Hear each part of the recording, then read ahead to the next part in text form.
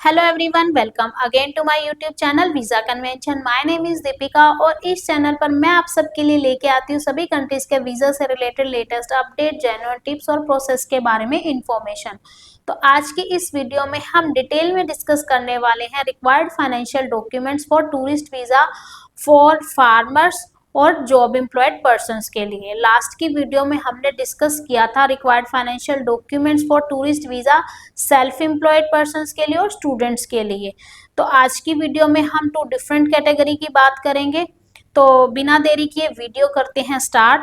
तो सबसे पहले हम बात करते हैं फार्मर्स के लिए कि फार्मर्स को कौन कौन से financial documents tourist visa apply करते टाइम रिक्वायर्ड होते हैं। तो उनमें सबसे पहले नंबर 1 कैटेगरी में है उनके लैंड प्रॉपर्टी के पेपर, यानी कि उनकी कितनी जमीन है, 10 एकड़, 20 एकड़, 50 एकड़।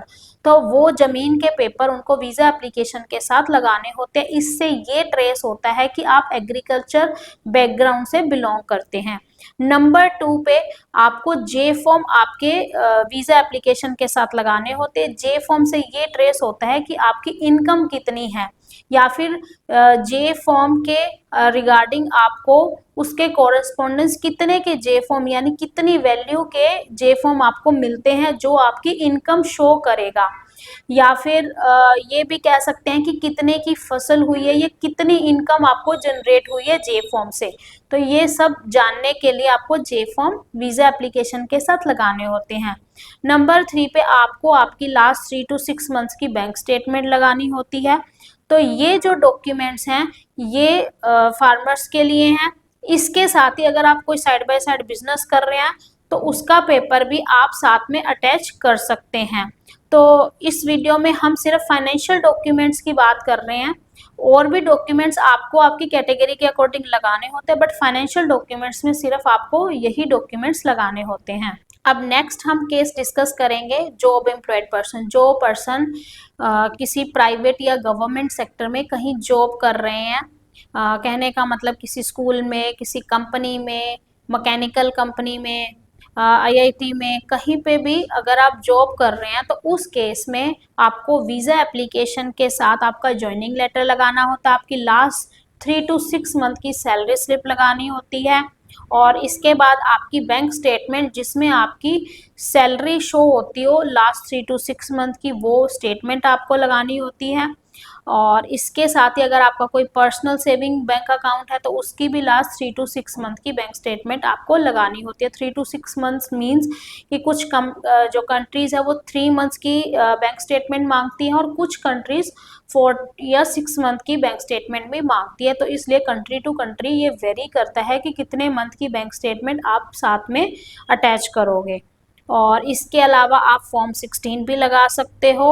और इसके साथ ही आपको लास्ट 3 इयर्स की आईटीआर भी लगानी होती है। अगर आपको जॉब करते हुए अभी 1 ईयर हुआ है तो 1 ईयर की आईटीआर, अगर 2 ईयर हुए हैं तो 2 ईयर की आईटीआर आपको लगानी होती है। बट अगर आपको 3 साल से ज़्यादा जॉब करते हुए टाइम पीरियड हो चुका है तो उस केस में 3 इयर्स की आईटीआर लगानी मैंडेटरी होती है। तो ये जो डॉक्यूमेंट्स है ये जॉब एम्प्लॉयड पर्सन्स के लिए हैं, यानी कि फाइनेंशियल डॉक्यूमेंट्स। तो अगर आप डिटेल्ड में जानना चाहते हो कि आपकी कैटेगरी के अकॉर्डिंग और कौन कौन से डॉक्यूमेंट्स आपको साथ में लगाने होते हैं टूरिस्ट वीज़ा के लिए, तो उसके लिए मैंने अलग से वीडियो बनाई है, वो वीज़ा कन्वेंशन के ही चैनल पे जाके आप चेकआउट कर सकते हो। बट इस वीडियो में हम सिर्फ फाइनेंशियल डॉक्यूमेंट्स की ही बात कर रहे हैं। तो ये है वो फाइनेंशियल डॉक्यूमेंट जो आपको आपकी कैटेगरी के अकॉर्डिंग टूरिस्ट वीज़ा एप्लीकेशन के साथ अटैच करने होते हैं।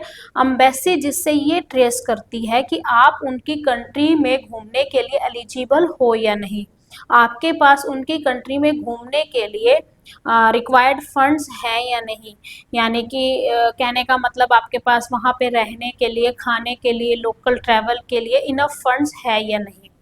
तो इसलिए ये जो फाइनेंशियल डॉक्यूमेंट्स है आपको आपकी टूरिस्ट वीज़ा एप्लीकेशन के साथ लगाने जरूरी होते हैं। तो इन्हीं डॉक्यूमेंट्स के बेस पे आप अपना वीज़ा इजीली अप्रूव करवा सकते हैं।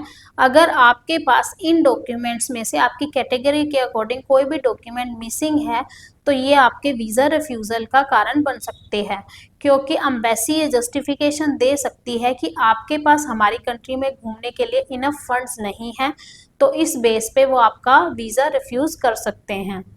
तो लास्ट में मैं यही बोलना चाहूँगी कि आप अपनी कैटेगरी के अकॉर्डिंग डॉक्यूमेंट्स को अच्छे से रिव्यू करें। अगर आप फार्मर हैं, स्टूडेंट हैं, सेल्फ एम्प्लॉयड हैं या जॉब एम्प्लॉयड हैं, तो आपकी कैटेगरी के अकॉर्डिंग डॉक्यूमेंट्स को रेडी करें और फिर ही टूरिस्ट वीज़ा एप्लीकेशन के साथ अटैच करें। इस वीडियो में हमने सिर्फ फाइनेंशियल डॉक्यूमेंट्स के ऊपर ही बात की है। अगर आपको बाकी के डॉक्यूमेंट्स के बारे में भी इंफॉर्मेशन चाहिए, डिटेल्ड इंफॉर्मेशन, तो मैंने वीज़ा कन्वेंशन के ही चैनल पे एक और वीडियो भी बनाया है जिसमें मैंने टूरिस्ट वीज़ा के लिए क्या क्या रिक्वायर्ड डॉक्यूमेंट्स हैं वो बताए हैं। तो आप वहाँ पे जाके इस वीडियो को चेकआउट कर सकते हैं और डिटेल्ड जो डॉक्यूमेंट्स रिक्वायर्ड होते हैं वो देख सकते हैं। और अगर आपको टूरिस्ट वीज़ा, किसी भी कंट्री के टूरिस्ट वीज़ा रिलेटेड मेरी टीम से किसी भी तरह की कोई हेल्प चाहिए, तो स्क्रीन पर दिए गए नंबर से हमें कॉन्टैक्ट कर सकते हैं गाइडेंस के लिए, या फिर हमारे ऑफिस में भी विजिट कर सकते हैं। तो आई होप आपको ये वीडियो काफ़ी ज़्यादा इन्फॉर्मेटिव लगी होगी। अगर वीडियो इन्फॉर्मेटिव लगी हो तो ज़्यादा से ज़्यादा इसको शेयर करें और चैनल को भी सब्सक्राइब करें। तो मिलते हैं नई वीडियो में, तब तक के लिए थैंक यू, बाय बाय।